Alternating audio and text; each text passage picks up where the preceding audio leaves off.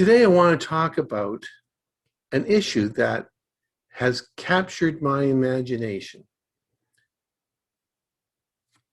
I've been posed with the question from time to time, if I won a lottery ticket, what would I do with that money? And you know, quite frankly, I would take the time to go back to university and work on my PhD because I have picked my thesis topic. And the topic is the price right?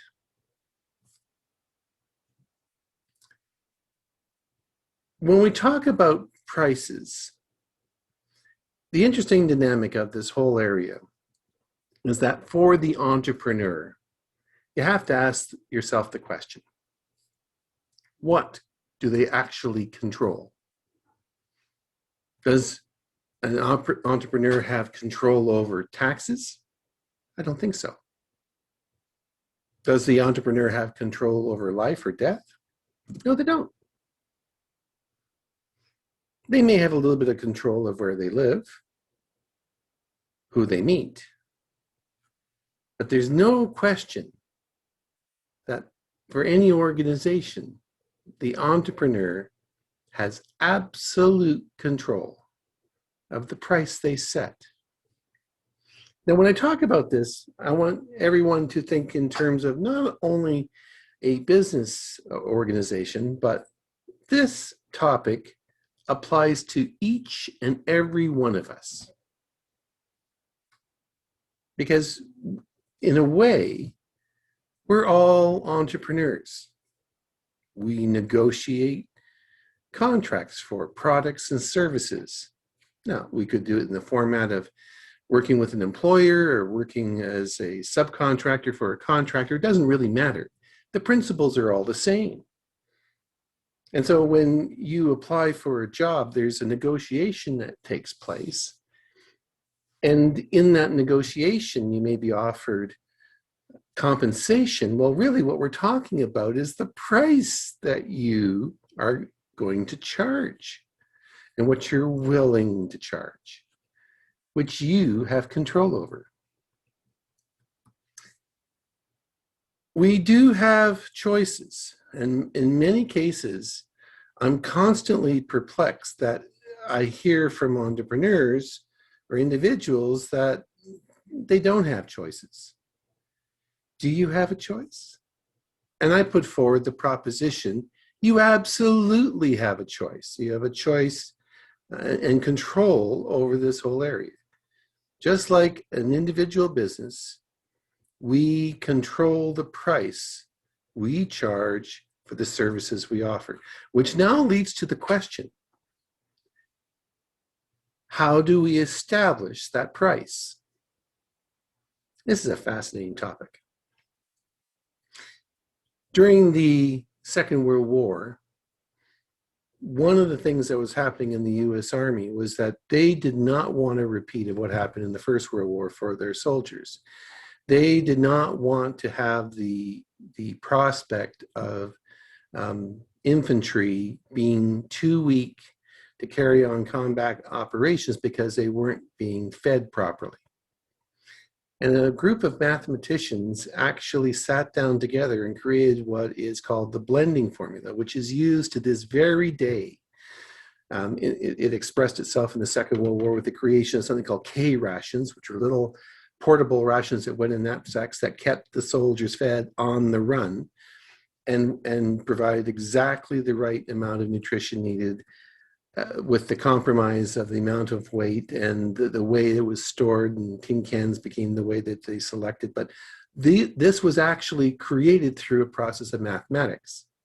To this day, every time we drink a cup of coffee, and it's a miracle, we taste the same taste every time because coffee comes from coffee beans that come from a variety of different sources at a variety of different costs with a variety of different taste factors, yet somehow, and through the use of this blending formula, we get a consistent expectation for coffee when we go to McDonald's or Starbucks or wherever we go. So why can't there be an algorithm that establishes the price for ourselves? Mathematics hasn't given us one. And this would be the focus of my thesis. This is what I would dedicate my work as a PhD on if I was fortunate enough to be able to afford to do so. Because it's a topic that fascinates me and one that I think strikes at the heart of the running of any entrepreneurial enterprise, including you and me every day in the way we go about accepting compensation. And really, the topic is, at its heart, a word. And what is that word? And the word is value. There's some sayings that sort of speak to this issue. You may or may not have heard the phrase that it does not matter how many restaurants have been established in any given area. There's always room for a good restaurant. No matter how many restaurants there are, the good ones will make you wait for an hour to get a seat, and you will wait. Why? Because their customers see the value for waiting. So really, when we talk about price, just a little before that is the concept of value and the value that is set for a product or service. So setting prices, I would, by observation with an unscientific research evaluation process, would say the preponderance of prices for individuals or organizations are set in, at best, a haphazard way. And there's some ideas I want to just talk about when it comes to pricing that should be thought about before you enter this process. First and foremost, when you're thinking about setting prices, there should be no thought about discounting. None. It should not even involve your thinking processes. So when we're setting price, what are the rules that we need to consider? Well, number one, if someone pays your price, there's something right about that price.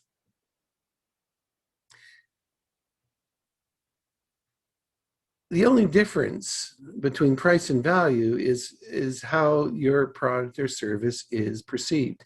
And make no mistake, nothing is the same. I say that from a specific context. I agree that if you have an iPhone that is sold by one vendor and an iPhone that is sold by another vendor, and they're both iPhone 12s, the features are the same, but nothing is quite the same, because even though the product may be identical for the two different retail outlets, people will make choices based on the level of service that is provided during the selling process. Someone will take the time to explain to you how to operate your device. You'll tend to recommend people to that person, and they may even command a higher price than the other folks. But because their added value makes you enjoy the product better, you're willing to pay a premium. So no two combinations of product and service are the same. And that is a foundation principle we must accept when we go about with the pricing decision. We have to accept the concept that there'll always be someone selling an inferior product at a lower price. When confronted with someone saying, well, but I can get the same thing over here at a lower price, what they're really saying is, I'm really expecting your product is as badly serviced as that other guy. It's the same, but it's not the same. No two combinations of product and service are the same. None. Expect customers to ask for a lower price. It's human nature. If we can get something at a lower price, of course we're going to buy at the lower price. But there's some times in which products are offered for free and there's no takers because there's no value. Getting a price means you need to convince your buyer that there is intrinsic value in their decision to buy with you. I'll give you a perfect illustration. A friend of mine, his name was Tony Martini, and I would be, in my history, I was traveling back from Regina to Toronto, and I had this old beaten up car, and he was a car repair business. And I would just leave the car with him, and he would do a couple of $100 of work to keep the car going. And it was cheaper than renting a new car. And I would appear, we knew each other from childhood, and I would tell you, how much do I owe you? He would say, he would be nervous about it. Well, $300, great, I'll pay it. Thank you very much. I'll be expensing it on my expenses, need a bill. And he goes, well, why would you come to me? Because there's people in the area with a much lower shop rate. I have to charge you my shop rate because I pay my guys. I go, absolutely. He goes, well, why do you use me? And I looked at him and said, well, you know what? I look at your bill, and I, as a buyer, absolutely no way to confirm if the work that you've done on this bill has actually been done. The only reason I'm paying this bill is because I trust you. And that becomes part of the value expression. Because even though his rate is higher than others in the area, if I go to one of the guys with a lower rate, how do I know that it took 5 hours to fix what needed to be fixed? But I trusted my friend Tony. Trust becomes a huge component of the value proposition. The other point that's really important to talk about is that the second you agree to match the price of a competitor, you are actually informing your customer, that's right, the product and service I offer is just as bad as my competitor. You've agreed to it implicitly by matching the price. You said, yeah, there's no difference between us and them. No difference. I'm just as bad as they are. Why would you say that? I openly talk about if there is a time to discount, and I will be quite frank, there have been times in my career when I was in entrepreneurial mode, I've offered a discount. But I'm not talking about changing the price. If you discount, just give the customer more product. Discount in that way. It's a lot less expensive, and the customer will come away feeling that they've gotten better value, which is at the heart of the whole proposition. If price was the single most important thing, we would have all, yesterday as we go about our travels, done so on bicycles. Or if we needed to have cars, we would probably be driving a Skoda or a Lada or a Hyundai Pony. These cars don't exist anymore, but they were yet the cheapest available in the marketplace. And this speaks to the whole issue. Why do we all have cars? Because it's cheaper to use a bicycle. It's cheaper yet again to walk. Why don't we do that? If price is the most important thing, the single most important thing driving our lives. We make all kinds of choices every day as consumers, all kinds of choices. So I have a few things for you to think about. You know what? I tell this to all my clients. When in doubt, if you're uncertain, it's time to raise your price. And they'll go, what? I said, you can always bring it down. Raise your price. Really? And I have, I just continue on this mode. When times are good time to raise your price.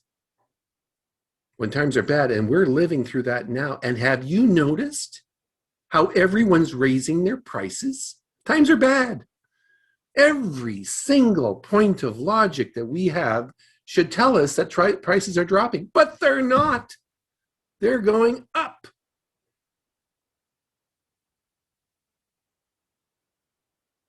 One of the things that's interesting about raising your prices, and I learned this lesson.